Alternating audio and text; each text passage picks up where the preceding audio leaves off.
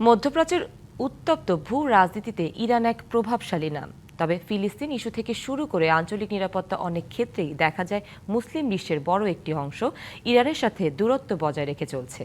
এই দূরত্বের কারণ কি কেবলই শিয়া সুন্নি মতভেদ, নাকি এর পেছনে আছে আরও গভীর কোনো রাজনৈতিক সমীকরণ?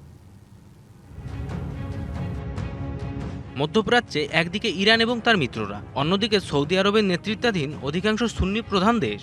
কয়েক দশক ধরে চলা এই স্নেহযুদ্ধের মূলে অনেকেই ধর্মের দোহাই দিলেও এর সাথে আছে আরও অনেক সমীকরণ।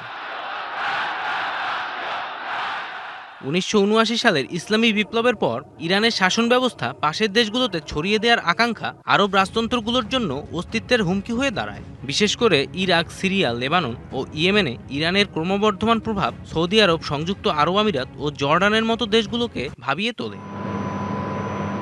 আরব দেশগুলোর একটি বড় অংশই যুক্তরাষ্ট্রের ঘনিষ্ঠ মিত্র। ইরানের পরমাণু কর্মসূচি এবং ইসরায়েল বিরোধী অবস্থান তাদের জন্য এক ধরনের নিরাপত্তা ঝুঁকি তৈরি করে। অন্যদিকে ইরানের বদলে ইসরায়েলের সঙ্গে সম্পর্ক স্বাভাবিক করাই নিজেদের অর্থনীতির জন্য লাভজনক মনে করে অনেক মুসলিম দেশ। 72 ঘন্টা ময়েশ্চার লক সমৃদ্ধ লিলি বডি ওয়াশ শিয়া বাটারের গুডনেস স্কিন রিপেয়ার করে রাখে সফট ও গ্লোয়িং। সংস্কৃতি ও জাতিগত বিভেদও এখানে বড় ভূমিকা রাখে। আরব দেশগুলো নিজেদের আরব জাতীয়তাবাদ নিয়ে গর্বিত, যেখানে ইরান হলো পারস্য ঐতিহ্যের ধারক। এই জাতিগত শ্রেষ্ঠত্বের লড়াই মাঝে মধ্যেই কূটনৈতিক সম্পর্কে তিক্ততা তৈরি করে। মুসলিম বিশ্ব কি অদূর ভবিষ্যতে ঐক্যবদ্ধ হবে, নাকি স্বার্থের সংঘাতে এই ফাটল আরও দীর্ঘ হবে, তা এখন সময়ই বলে দেবে।